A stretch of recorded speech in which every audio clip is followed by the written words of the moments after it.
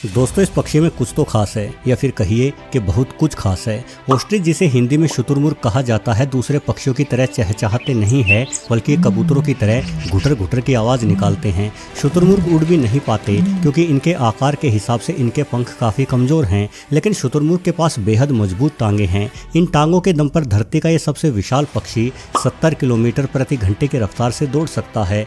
शुतुरमुर्ग 9 फीट तक ऊंचे हो जाते हैं और इनका वजन 150 किलोग्राम से भी अधिक हो सकता है।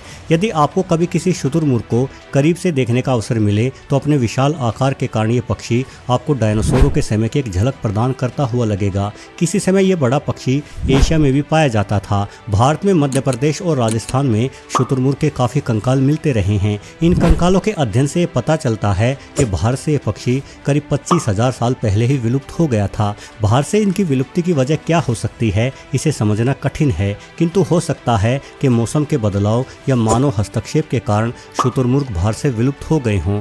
बहरहाल शुतुरमुर्ग केवल अफ्रीका के सूखे घास के मैदानों और रेगिस्तानों में ही निवास कर रहे हैं। चूंकि शुतुरमुर्ग काफ़ी ताकतवर और तेज दौड़ने वाला पक्षी है, इसलिए शिकारी जीवों द्वारा इनका शिकार किया जाना कोई आसान काम नहीं है। इस वीडियो में देखें किस तरह से शुतुरमुर्ग एक लकड़बग्घे को खदेड़े जा रहा है। लकड़बग्घे पर शुतुरमुर्ग का यह हमला सिर्फ दिखावे के लिए नहीं है, अपितु ये अपने एक ही वार से लकड़बग्घे का खात्मा कर सकने की ताकत रखता है। जरा इस पक्षी के पैरों को देखिए, इनके पैर कमाल की कठोरता और मजबूती रखते हैं। साथ ही इन पैरों पर 4 इंच से अधिक लंबे नाखून भी होते हैं और शुतुरमुर्ग की एक किक से 2000 PSI की ताकत जुड़ी हुई होती है। यानी इस पक्षी की लात बड़ी ही आसानी से लकड़बग्घे की रीढ़ की हड्डी तोड़ डालेगी। हालांकि सामान्य परिस्थितियों में शुतुरमुर्ग हमलावर नहीं होते। यदि आप इनसे दूरी बनाए रखते हैं तो इसे आप में कोई रुचि नहीं होगी, लेकिन अपने इलाके में हस्तक्षेप को शुतुरमुर्ग कतई बर्दाश्त नहीं करते। ये तुरंत हमले की मुद्रा में आ जाते हैं और न सिर्फ टांगों से बल्कि अपनी चोंच से भी भीषण वार कर किसी भी इंसान की जान ले सकते हैं। शुतुरमुर्ग बेहद ही गर्म और मुश्किल स्थानों पर रह सकने के काबिल हैं। ये सहारा मरुस्थल के उन गर्म स्थानों पर भी आसानी से निवास कर लेते हैं जहां सालाना बारिश 10 सेंटीमीटर से भी कम होती है। इस उड़ती धूल और चिलचिलाती धूप में रह सकने की विशेषताओं में सबसे जरूरी विशेषता है कम पानी में गुजारा कर लेने की क्षमता होना। और शुतुरमुर्ग बेहद ही कम पानी पीते हैं। हालांकि जब ये छोटे होते हैं तो इनकी पानी की आवश्यकता कहीं अधिक होती है। जरा इस वीडियो में देखिए, यहाँ एक ताकतवर बड़ा नर शुतुरमुर्ग पानी पीने के लिए तालाब के पास आया है। इसने अपने बच्चों और मादाओं को अभी पानी से दूर रखा है क्योंकि ये पहले खुद पानी के पास जाकर निरीक्षण करना चाहता है कि पानी में किसी प्रकार का कोई खतरा तो नहीं है। चारों ओर देखते हुए ये नर पानी की घूंट भरना शुरू करता है। वहीं इसकी मादाएं और बच्चे दूर खड़े होकर इंतजार कर रहे हैं। पानी पीकर नर वापस अपने परिवार के पास आता है और परिवार को समझाता है कि सब सही है, कोई खतरा नहीं है। उसके बाद इस नर के साथ 2 मादाएं और ढेरों बच्चे भी पानी की ओर बढ़ते हैं। ये बच्चे पहली बार पानी पीने जा रहे हैं। इन्हें अंडों से बाहर आए करीब 1 महीना हो गया है और ये अभी कुछ ही दिनों से अपने माता पिता के साथ घूमने लगे हैं।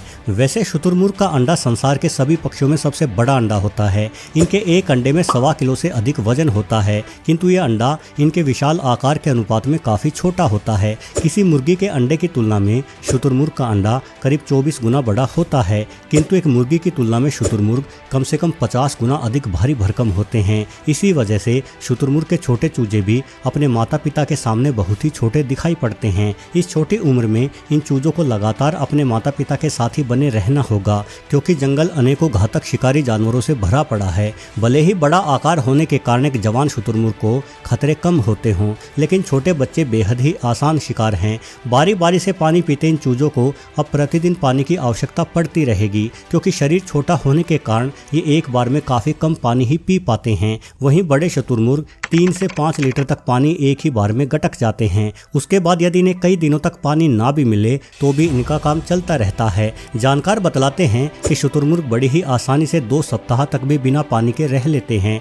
ऐसे समय में ये पक्षी अपने भोजन से मिली नमी से ही गुजारा कर लेने में सक्षम है। वैसे जहाँ तक भोजन की बात है तो छोटे पौधों और बीजों समेत शुतुरमुर्ग कीड़ों, छिपकलियों एवं सांपों को भी खा जाते हैं। शुतुरमुर्ग की लंबी टांगे और गर्दन जैसे अंग न सिर्फ इसे शिकार करने में मदद देते हैं, बल्कि ये अंग इन्हें रेगिस्तानों में रहने के और भी अधिक अनुकूल बनाते हैं। जहां अपनी लंबी गर्दन से शुतुरमुर्ग बेहद दूर तक देख सकते हैं, वही लंबी टांगे इनके शरीर को तपती रेत से दूर रखती हैं।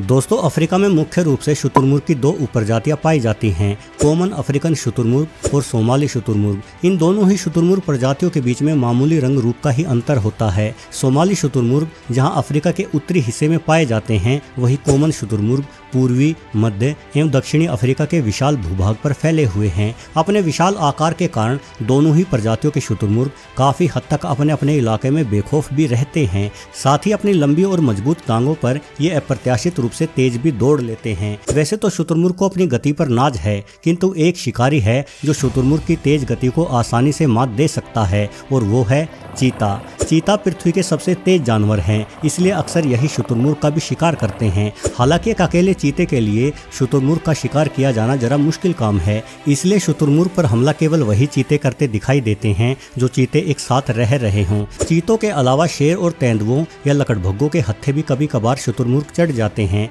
किंतु ये सब शिकारी शुतुरमुर्ग का पीछा करके नहीं, बल्कि छुपकर और घात लगाकर ही शुतुरमुर्ग को पकड़ सकते हैं। वैसे एक आम धारणा ये कहती है कि शुतुरमुर्ग शिकारी से दूर भागने की बजाय रेत में अपना सर छुपा लेता है, जिससे इन्हें लगता है कि अब शिकारी इन्हें देख नहीं पा रहा, किंतु ऐसा दावा सिर्फ अफवाह ही है। असल में भारी शरीर के कारण उड़ ना पाने की वजह से ये पक्षी जमीन पर ही खड्डा खोदकर घोंसला बनाता है, और अक्सर अपने अंडों को पलटने के लिए ये उस खड्डे में अपना सर डाले रखता है, ना कि ये ऐसा दुश्मन से बचने के लिए करता है। मादा द्वारा अंडे देने पर अगले 1.5 महीनों बाद अंडों से छोटे चूजे बाहर निकलते हैं, और इस दौरान अंडों को चारों ओर से उचित तापमान पर रखने के लिए ही उन्हें बार बार घुमाना पड़ता है। अंडों को पलटने का काम सिर्फ मादा ही नहीं बल्कि नर भी करते हैं, और ऐसा करने के दौरान ही शुतुरमुर्ग जमीन में सर छुपाया हुआ प्रतीत होता है। वास्तव में शुतुरमुर्ग को अपनी गति पर पूरा भरोसा है, इसलिए किसी ताकतवर शिकारी द्वारा पीछा किए जाने पर ये अपनी जान बचाने के लिए तेज दौड़ का ही सहारा लेता है।